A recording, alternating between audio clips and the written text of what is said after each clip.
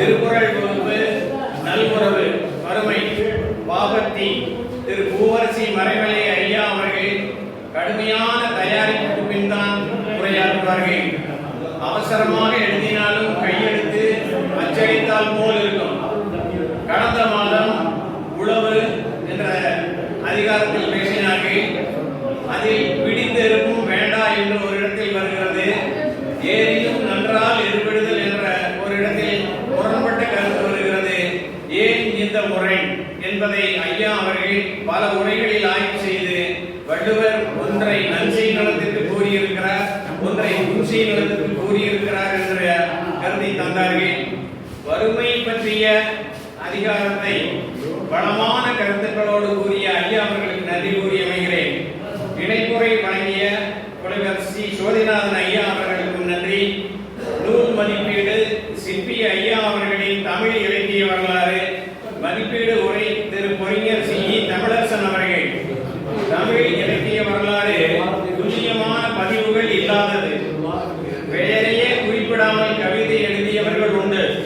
செம்புல பெயர் நேர்ந்தார் போல் உவமையால் பெயர் பெற்ற கவிஞர்களும் உண்டு. 2010 வரை இந்த நூலை ஆக்கியிருக்கிறார்கள் என்றால் 1000 பக்கங்கள் கொண்ட ஒரு பெரிய நூல்.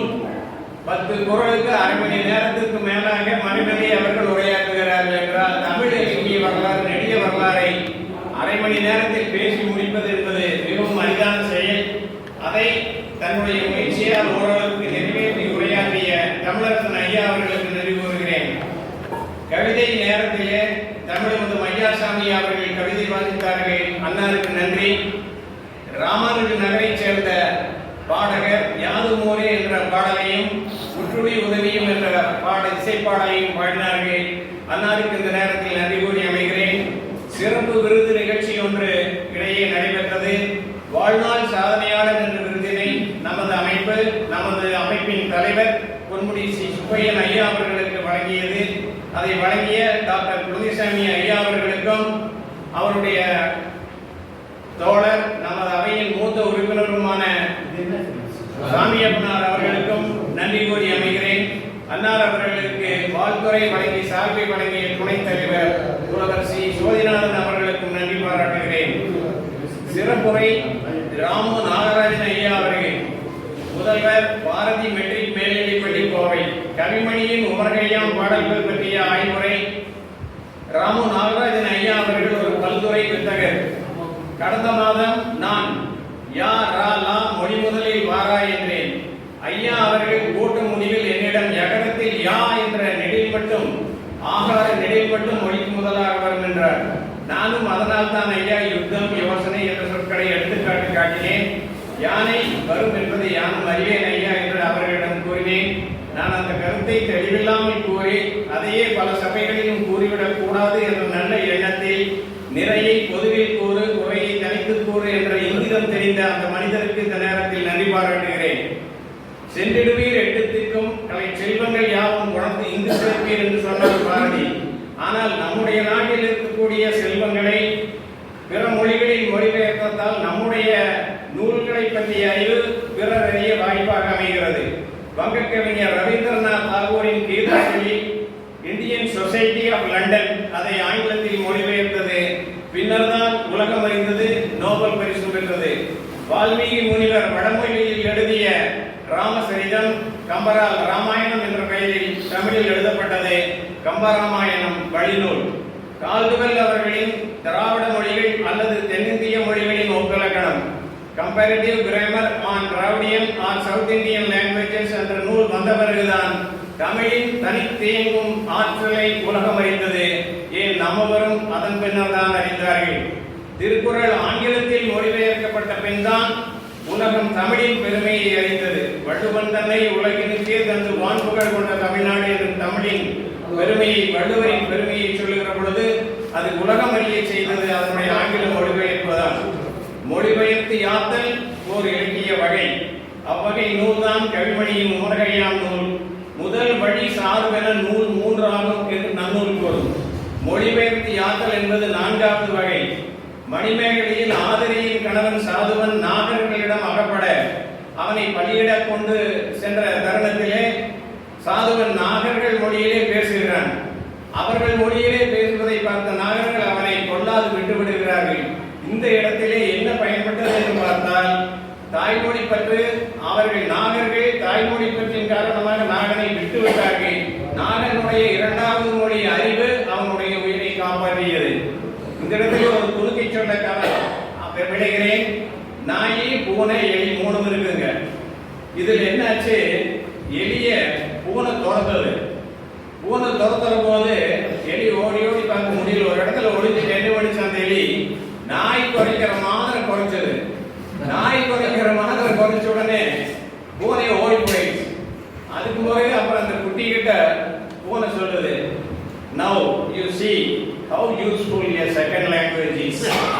இரண்டாவது மொழி எந்த அளவுக்கு பயன்படுகிறது, உயிரை காப்பாற்ற பயன்படுகிறது பார்த்தாயா என்று அந்த பூனை குட்டிகளுக்கு சொல்லியதாம்.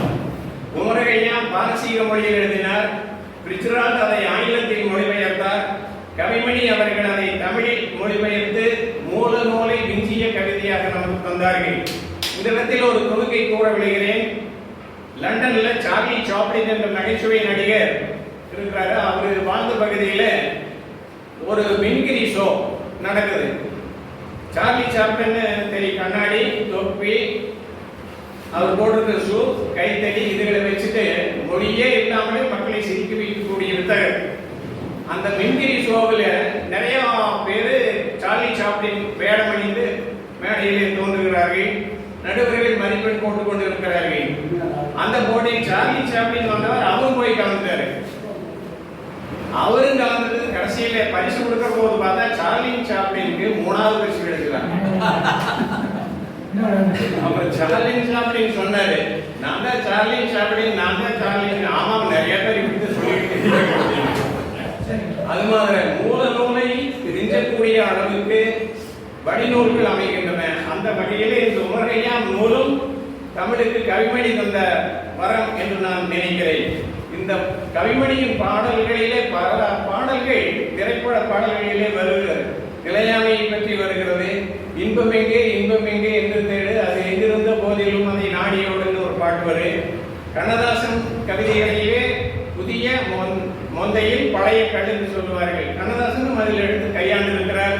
இது மாதிரி கண்ணதாசன் கவிதைகளிலும் திரைக்கவிதைகளிலும் கூட இவருடைய பாடல் கருத்துக்கள் வாழ்ந்து வருகின்றன. மதிய உணவுக்கு இன்றும் நமக்கு வழங்குபவர் ராமு நாகராஜன் ஐயா அவர்கள். அவையார் அதிகமானிடம் செல்லுகின்ற பொழுது அதிகமான பற்றி சொல்லுவார். ஒரு நாள் செல்லலாம், 2 நாள் செல்லலாம், பலரோடு கலந்து பலரோடு செல்லும் தலைநாள் போன்ற விரும்பினன் மாதோ என்று அவையார் சொல்வார். ஒரு நாளைக்கு போனாலும் அதே உபசரிப்பு, 2வது நாள் போனாலும் அதே உபசரிப்பு, பல நாள் பல பேருக்கோட கூட்டமா போனாலும் அதே உபசரிப்பு. முதல் நாள் இருந்த உபசரிப்பு அப்படி இருக்கும் என்று சொல்வார். அதுபோல 2 மாதங்களுக்கு முன்புதான் அவர் உணவு வழங்கினார். தொடர்ந்து இம்மாதமும் வழங்குகிறார். ஐயா அவர்களுக்கு நன்றி கூறி அமைகிறேன். ஒலியோடி காட்சியை பற்றி ஜெயவா ஐயா அவர்களுக்கு நன்றி கூற வேண்டும். கூறுங்க. என்னுடைய உரையை 30 பேர் கேட்டார்கள்.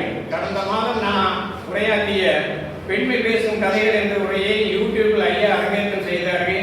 37 நிமிஷம் முன்ன போட்டாரு. ஒரு 7 நிமிஷம் விடுபட்டு போச்சு. நான் போன் பண்ணி சொன்னேன். ஐயா அவர்கள் அதையும் சேர்த்து அதை புதுசா அப்லோட் பண்ணாரு. 37 நிமிஷம் போட்டதை 100 பேர் பார்க்குறாங்க. அப்புறம் 46 நிமிஷம் போட்டது அதே ஒரு 100 பேர் பார்க்குறாங்க, கேட்டிருக்கிறாங்க. 200 பேர் கேட்டிருக்கிறாங்க. இங்க சபையில கேட்டவங்களை விட யூடியூப் மூலம் கேட்ட நண்பர்கள் அதிகம் என்ற உணர்விலே ஐயா அவர்களுக்கு இந்த நூலினை பரிசாக வழங்கி நன்றி கூறி, திரளாக வந்திருந்த அறிஞர் பெருமக்களுக்கும் நன்றி கூறி அமைகிறேன். நன்றி, வணக்கம். ஐயா வாங்க.